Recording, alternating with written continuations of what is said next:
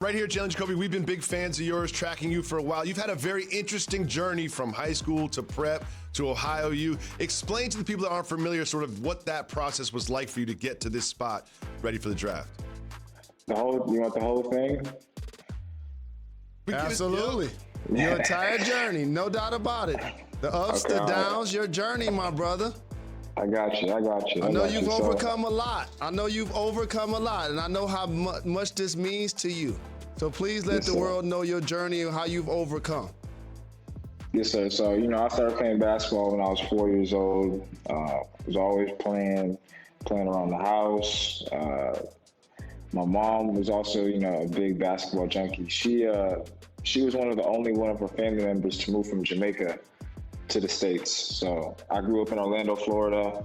Like I said, was always playing basketball, local rec centers, parks, my house. Like whenever I could, I was playing. And like I said, forward to all the way up to high school, I was always playing basketball whenever. And, freshman year, sophomore year in high school, I played on JV, had pretty good seasons there at JV. And then things, started to really change my junior year. Right before the start of that, my mother sadly passed away from lung cancer. There was a little falling out between, my side of the family and my stepdad. So lost that relationship a little bit. Then my cousin, my mom's sister's son, moved down from Jamaica to, come live with me in Orlando.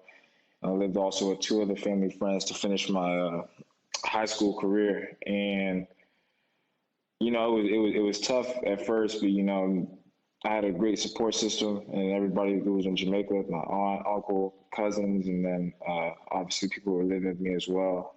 Justin Morgan, Brian Whitaker, and Russell Whitaker, they were just very helpful for me at the time, and I'm very thankful for them.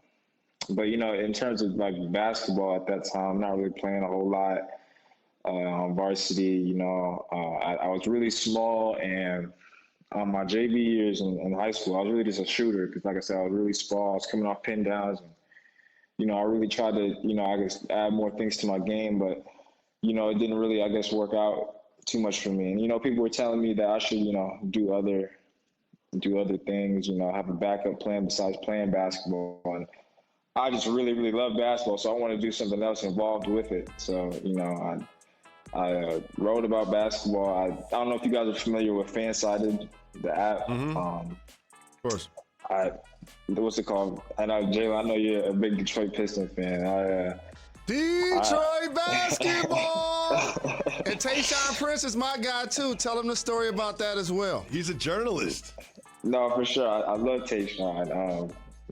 Being skinny players, I loved watching them growing up. But if I couldn't play basketball, I wanted to stay within the game. So I figured I'd write about it, and I wrote a couple articles on Fanside about the Pistons, and I could voice my opinion on them, and it was something I really liked. I actually had a couple articles that go on Bleacher Report, so that was something I was gonna do. Like I said, through my high school career, I wasn't playing at all, wasn't doing anything, so I was committed to that.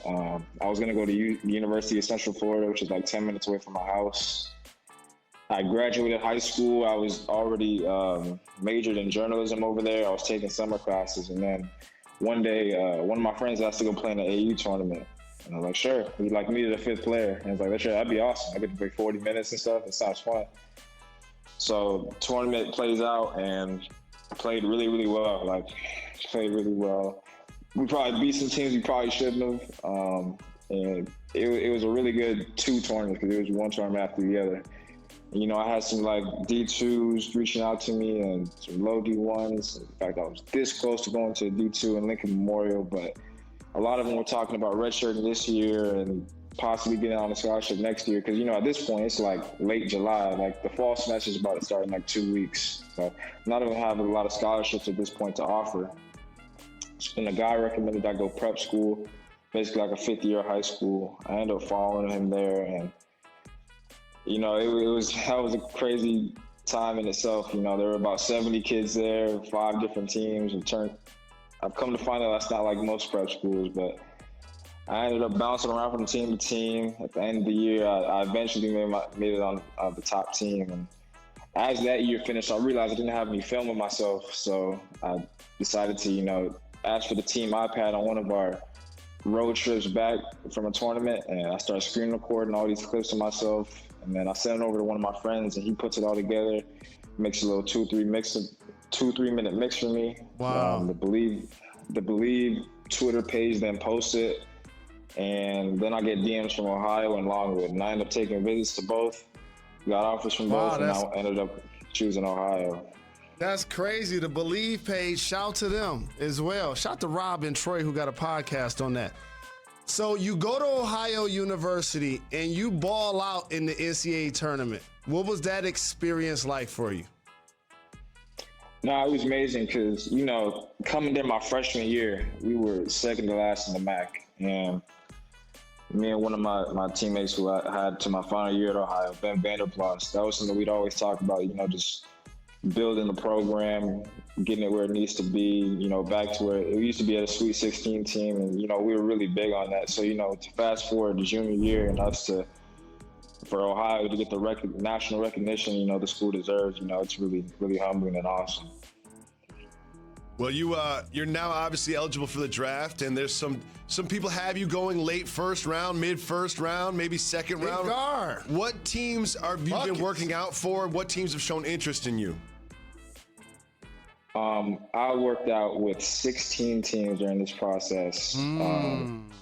It was a long process, and I went to a lot of different cities. It was definitely a dream come true, just seeing the amount of cities I have and going that far out west. Like, I've never been farther than Ohio, so it was an unbelievable experience.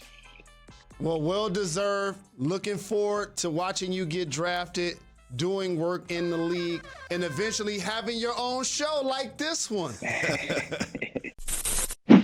Thanks for watching ESPN on YouTube. For live streaming sports and premium content, subscribe to ESPN Plus right now.